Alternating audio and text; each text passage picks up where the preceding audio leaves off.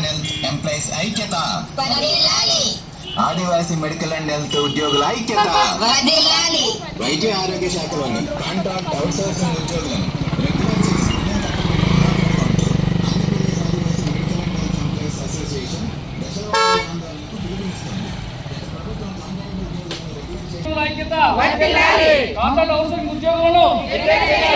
ఆందోళనకు పిలుపునిస్తుంది. సచివాలయ సమస్యలను వెంటనే